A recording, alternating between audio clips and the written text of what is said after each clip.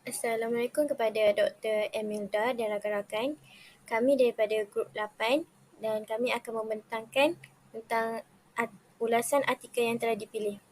Sebelum melanjutkan perbincangan, izinkan saya memperkenalkan ahli kumpulan kami iaitu saya Suhaini binti Roslin, Nurul Atika binti Tuah, Saidatul Aisyah binti Ahmad, Kamalia Anissa binti Kamaluddin, Wanu Amalina Syihah binti Anwi Elai Zawawi.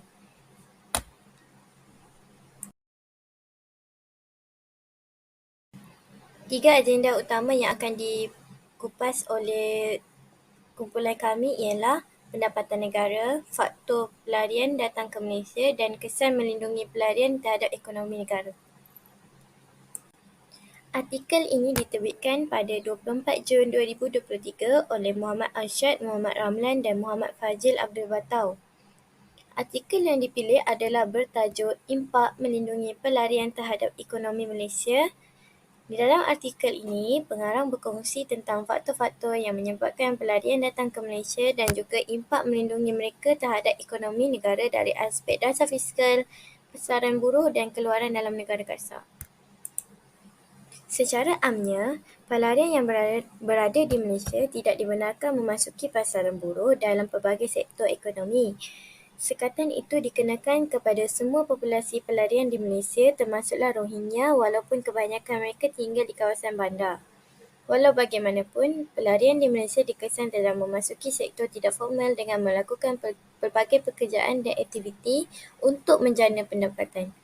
Mereka menghadapi tekanan kos sara hidup yang tinggi, maka mereka perlu mencari rezeki kerana kekurangan akses dari segi bantuan kemanusiaan.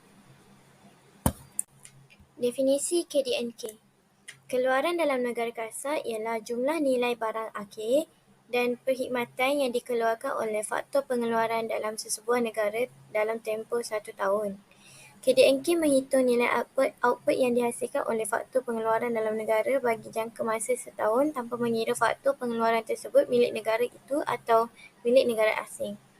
KDNK mengambil kira nilai sumbangan keluaran faktor tempatan dan faktor asing di negara itu. Assalamualaikum warahmatullahi wabarakatuh, Doktor. Nama saya Nurul Atika binti Tuah, nombor matrik 07136. Jadi, terdapat beberapa istilah yang ada di dalam artikel ini, iaitu pertama sekali ialah pelarian.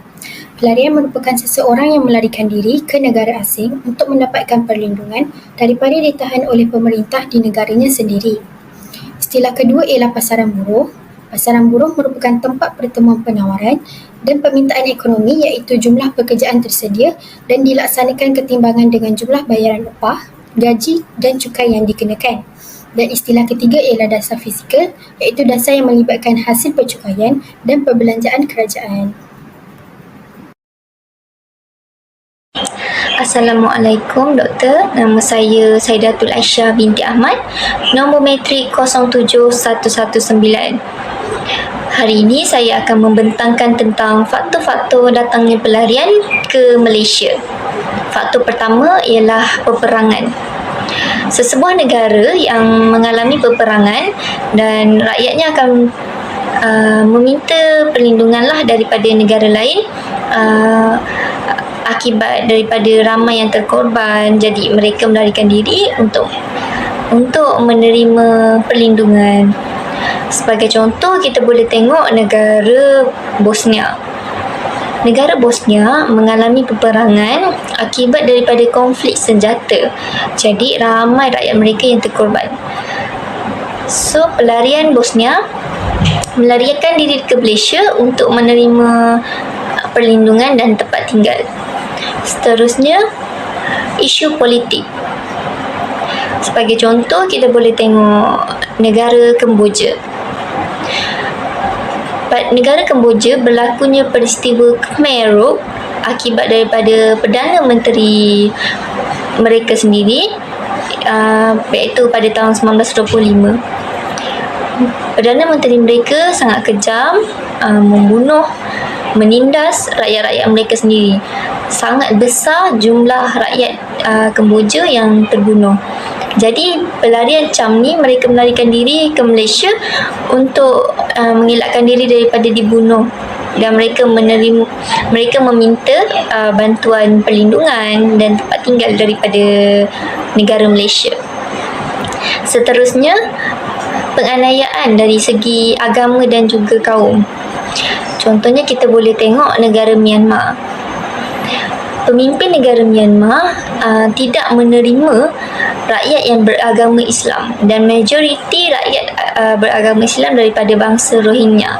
Jadi pelarian Rohingya melarikan diri ke Malaysia untuk meminta perlindungan kerana mereka tidak diberikan kerakyatan dan juga dibunuh, ditindas kerana pemimpin mereka tidak menerima rakyat yang beragama Islam. Yang terakhir ialah impak melindungi pelarian terhadap ekonomi Malaysia. Dari aspek dasar fiskal, ramai pelarian membayar cukai dapat merangsang ekonomi dan mengurangkan kebergantungan kepada perkhidmatan kerajaan atau badan NGO. Pelarian sekarang membayar caj yang diselaraskan oleh kerajaan persekutuan namun bukanlah secara wajib. Dari segi aspek pasaran buruh, dapat menambah buruh mahir dan separuh mahir, pengekalan kecukupan pasaran buruh di dalam membantu membangunkan aktiviti ekonomi negara, meningkatkan bekalan tenaga kerja terutamanya dalam sektor hiliran dengan kemahiran yang rendah diperlukan kerana kebanyakan rakyat Malaysia tidak berminat dalam sektor ini. Dan akhir sekali, keluaran dalam negara kasar. Peningkatan dalam perbelanjaan akibat daripada peningkatan bilangan pelarian jika dibenarkan menyertai tenaga kerja yang secara sah, melaba kepada pelarian tanpa kerakyatan akan menjana manfaat ekonomi yang besar dan yang terakhir memberikan pulangan ekonomi yang lebih ketara.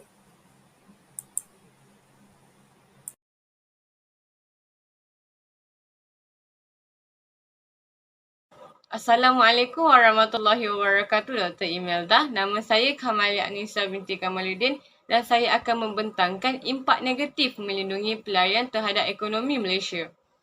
Baiklah, pelarian yang datang ke Malaysia juga dapat memberikan impak atau kesan negatif kepada ekonomi negara Malaysia. Kesan negatif yang pertama ialah berlakunya penindasan terhadap rakyat Malaysia akibat daripada jumlah pelarian yang meningkat dari semasa ke semasa. Hal ini demikian kerana berlaku pengurangan peluang pekerjaan dan juga peningkatan kadar pengangguran di Malaysia. Disebabkan itu, kos sara hidup rakyat juga akan meningkat.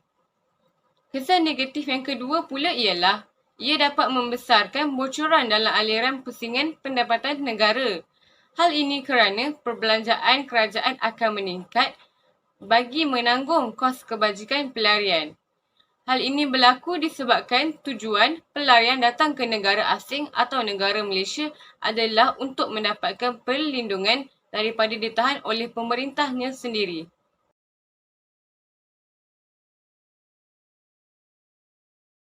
Seterusnya, saya juga akan membentangkan cara untuk mengatasi peningkatan pelarian yang berlebihan. Salah satu cara atau inisiatif yang boleh diambil ialah kerajaan perlu menguatkuasakan dan mengetatkan akta atau peraturan agar dapat mengehadkan jumlah kemasukan pelarian ke dalam pasaran buruh di negara kita. Oleh itu, peningkatan peluang pekerjaan terhadap rakyat Malaysia dapat diutamakan. Justru itu juga, kos sara hidup juga akan menurun disebabkan pengurangan jumlah pelarian di negara kita. Akhir sekali, kesimpulannya, artikel ini menceritakan bahawa terdapat banyak pelarian datang ke negara kita atas demikian faktor-faktor. Hal ini membuahkan pelbagai impak terhadap ekonomi pembangunan negara Malaysia. Sekian, terima kasih.